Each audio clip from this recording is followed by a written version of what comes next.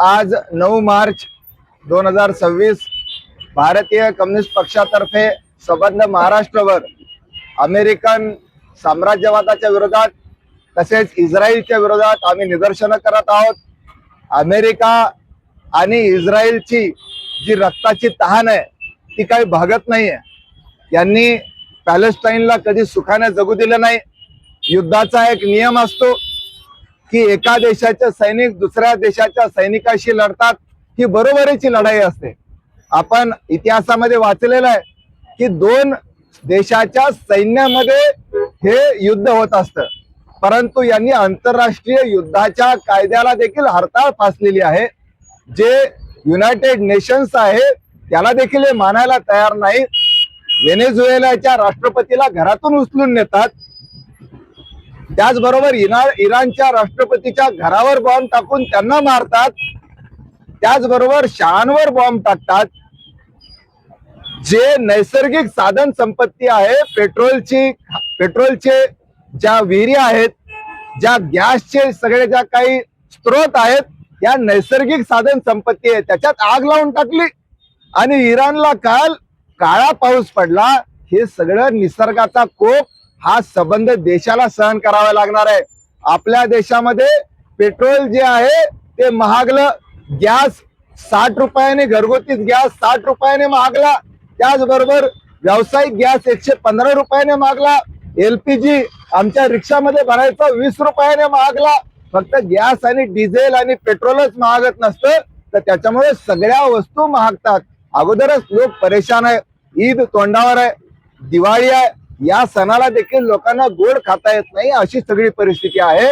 त्याचबरोबर आपल्याकडे जे पाहुणे आलेले होते इराणचे, जे आपल्याकडे युद्ध सराव करण्यासाठी आलेले होते, आपल्याकडे आपण असा विचार संस्कार ठेवणारे आहोत, अतिथी देवो भव असं आपले संस्कार आपल्याला सांगतात। आपल्याकडे आलेल्या पाहुण्यांना यांनी आपल्या दारात मारलं आणि आपण त्यांना वाचवू शकलो नाही। एवढं कसं लाचार झालात तुम्ही प्रधानमंत्री नरेंद्र मोदी, हे विचारण्यासाठी आम्ही इथं आलेलो आहोत। ट्रेड डील रद्द झाली पाहिजे। एप्स्टीन फाईल मध्ये तुमचं नाव आहे का नाही हे सांगा ना तुम्ही तोंड उघडून, नाहीतर राजीनामा द्या। या मागणीसाठी आम्ही या ठिकाणी आलेलो आहोत। आम्ही इस्रायलच्या विरोधात आहोत, अमेरिकेच्या विरोधात आहोत आणि आम्ही इराणच्या बाजूने आहोत। युद्ध नको, आम्हाला बुद्ध हवा, हे सांगण्यासाठी आम्ही इथं जमलेलो आहोत। देशात पेट्रोलचा तुटवडा पडणार नाही, कारण असं सांगितलं देशाने की त्यांचा करार जो आहे रशियासोबत, त्यांचा करार सुद्धा झालेला आहे। अहो किती लाचारी। यांनी रशियाकडून पेट्रोल घ्यावं का ना घ्यावं याच्यासाठी अमेरिकेची परवानगी केव्हापासून घ्यावा लागायला लागली। आपला देश हा ताठ मानेनं उभा राहिलेला आहे। प्रधानमंत्री पंडित जवाहरलाल नेहरू कोणासमोरही झुकले नाही, इंदिरा गांधी कोणासमोरही झुकल्या नाही, हे झुकले बी आणि वाकले बी। असं म्हणत आहे अमेरिकेच्या दबावाखाली देश आपला पंतप्रधान अमेरिकेचे राष्ट्रपती डोनाल्ड ट्रम्प आपल्या देशाच्या प्रधानमंत्र्याला उघड धमकी देतात। पहलगाम मध्ये जो हल्ला झाला आपल्या नागरिकांवर, त्यानंतर आपल्या सरकारने जो प्रत्युत्तर दिलं, त्या प्रत्युत्तर नंतर तुम्ही गुपचूप बसा, हे ट्रम्प सांगतात आणि हे त्यांच्या ऐकण्यावर गुपचूप असतात। ट्रम्प 22 वेळाच बोलले की पहलगाम नंतर मी भारताला गुपचूप बसायला सांगितलं नाही, गुपचूप बसले, एकदा देखील तोंड उघडलं नाही।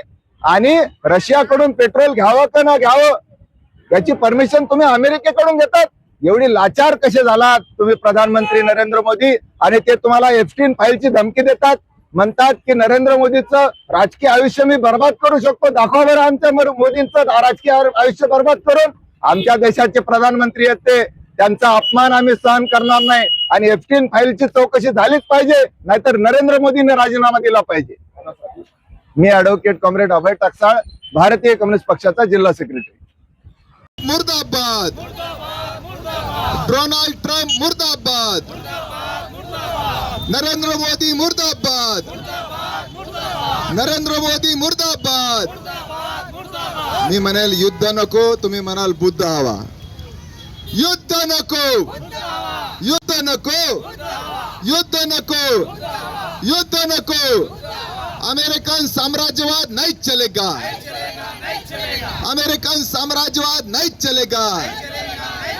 अरे युद्ध करके बच्चों पर बम गिराना बंद करो, स्कूलों पर बम गिराना। मैं चाहूं तो तुम्हारा राजनीतिक करियर बर्बाद कर सकता हूं। और ये 56 इंच वाले जो हमारे देश के मुसलमानों पे गुर्राते हैं, जो हमारे देश के दलितों पर गुर्राते हैं, कुछ भी नहीं बोल सकते। करो, हिंदुस्तान को अमेरिका का गुलाम करना बंद करो। पाकिस्तान को मदद करने वाला अमेरिका नहीं चलेगा, पाकिस्तान को मदद करने वाला अमेरिका नहीं चलेगा, पाकिस्तान को हथियार देने वाला अमेरिका नहीं चलेगा।